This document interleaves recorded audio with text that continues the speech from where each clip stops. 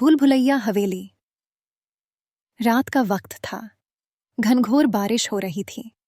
अमित और उसके 3 दोस्त एक पुराने रास्ते पर अपनी कार से सफर कर रहे थे। जंगलों के बीच रास्ता सुनसान था और अचानक उनकी कार खराब हो गई। मजबूरन उन्हें मदद ढूंढने के लिए बाहर निकलना पड़ा। कुछ दूर चलने के बाद उन्हें एक पुरानी और भव्य हवेली दिखी। हवेली पर घना अंधेरा छाया हुआ था, लेकिन बारिश से बचने के लिए उनके पास कोई और विकल्प नहीं था। उन्होंने दरवाजा खटखटाया, पर कोई जवाब नहीं आया। दरवाजा थोड़ा धक्का देने पर खुद ब खुद खुल गया। हवेली अंदर से विशाल थी, पर अजीब सी खामोशी और ठंडक थी। चारों ने सोचा कि रात भर यहां रुककर सुबह आगे का रास्ता तय करेंगे।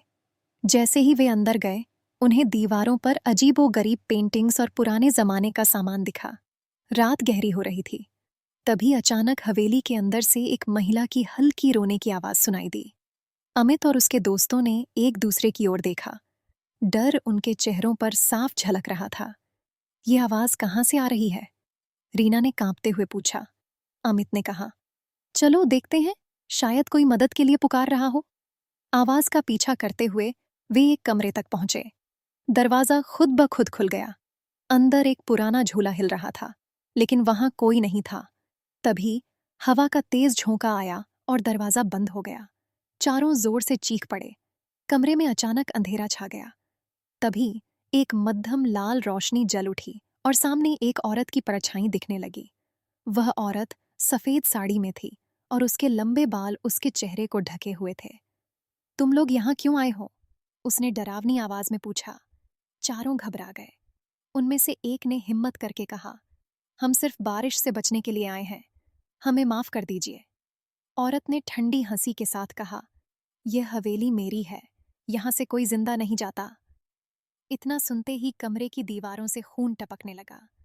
चारों भागने की कोशिश करने लगे, लेकिन दरवाजे और खिड़कियां गायब हो चुकी थीं। ऐसा लग रहा था जैसे हवेली एक भूल भुलैया बन गई हो। उनकी चीखें हवेली के अंदर गूंज रही थीं। अगले दिन सुबह गांव वालों ने हवेली के पास उनकी कार देखी, लेकिन अंदर जाने की किसी में हिम्मत नहीं थी। कहते हैं कि जो भी उस हवेली में गया, वो फिर कभी वापस नहीं लौटा। हवेली आज भी वहीं खड़ी है, अपने अगले शिकार का इंतजार करती हुई।